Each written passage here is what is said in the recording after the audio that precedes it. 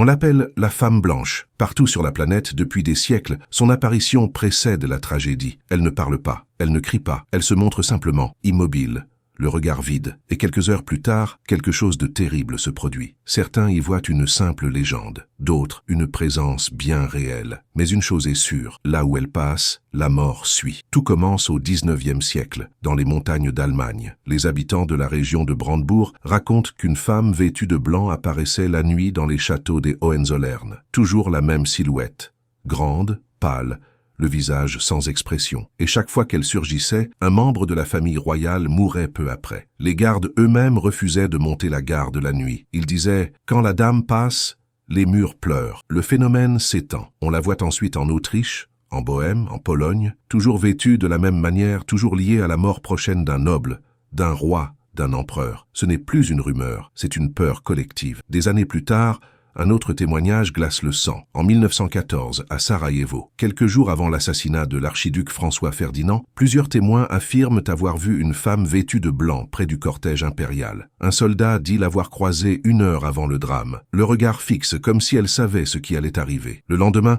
l'attentat éclatait et le monde basculait dans la Première Guerre mondiale. Des décennies passent, et la légende se réveille, loin de l'Europe. En 1966, à Point Pleasant, aux États-Unis, les habitants rapportent la présence d'une femme blanche au bord du fleuve Ohio. Pendant plusieurs jours, elle hante les routes désertes, les rives, les ponts, jusqu'à ce 15 décembre 1967, quand le pont Silver Bridge s'effondre, emportant 46 vies. Depuis, certains la confondent avec une autre créature, le Mothman, l'homme papillon. Mais pour les anciens du coin, c'était encore elle, toujours elle, silencieuse, observatrice, présente avant le chaos. Ce qui rend cette histoire encore plus troublante, c'est sa récurrence dans des lieux et des époques qui n'ont rien en commun. Au Japon, on parle de la Shiro-onna, la femme en blanc qui apparaît avant les catastrophes naturelles. Des pêcheurs jurent l'avoir vue debout sur les falaises, juste avant le tsunami de 2011. Un vieil homme dira plus tard, elle ne criait pas, elle regardait la mer, comme si elle savait qu'elle allait la dévorer. Ces récits se ressemblent trop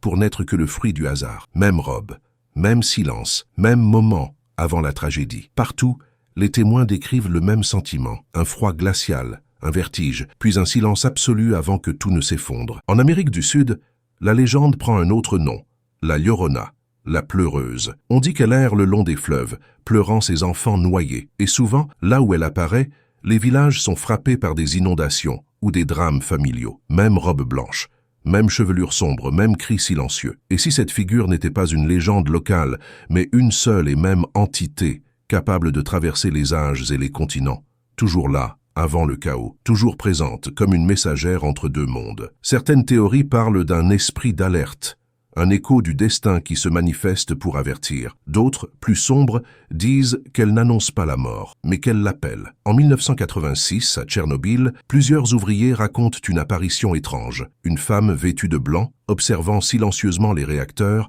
à quelques jours de l'explosion. Les témoignages ont été étouffés, mais des rapports soviétiques déclassifiés des années plus tard évoque des visions collectives inexpliquées. Et ce n'est pas tout. Quelques heures avant le drame du Titanic, certains survivants disent avoir aperçu, sur le pont, une femme vêtue d'une longue robe blanche seule fixant l'horizon. Elle avait disparu quand le navire heurta l'iceberg. Alors, qui est-elle? Un esprit? Une malédiction? Une projection de la peur humaine? Les scientifiques parlent d'un archétype universel. La femme blanche représenterait la mort, la pureté, la frontière entre le monde des vivants et celui des morts. Mais ce qui dérange, c'est la constance des témoignages. Des milliers de personnes, de cultures différentes, racontant la même chose sans jamais s'être concertées. Certains affirment même que la légende continue.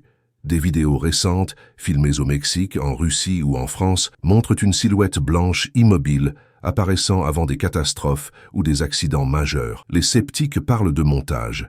Mais ceux qui l'ont vu de leurs propres yeux jurent que ce regard n'était pas humain. Alors pose-toi cette question. Et si cette femme apparaissait pour prévenir? Et si elle n'était pas là pour effrayer, mais pour avertir ceux qui veulent écouter? Et toi, si tu la croisais seule, au détour d'une route en pleine nuit, aurais-tu le courage de soutenir son regard? Si cette histoire t'a glacé le sang, abonne-toi à Chroniques de l'étrange. Chaque semaine, nous plongeons ensemble dans les mystères les plus sombres et les plus inexpliqués de notre monde. Mais attention, certaines vérités ne devraient peut-être jamais être révélées.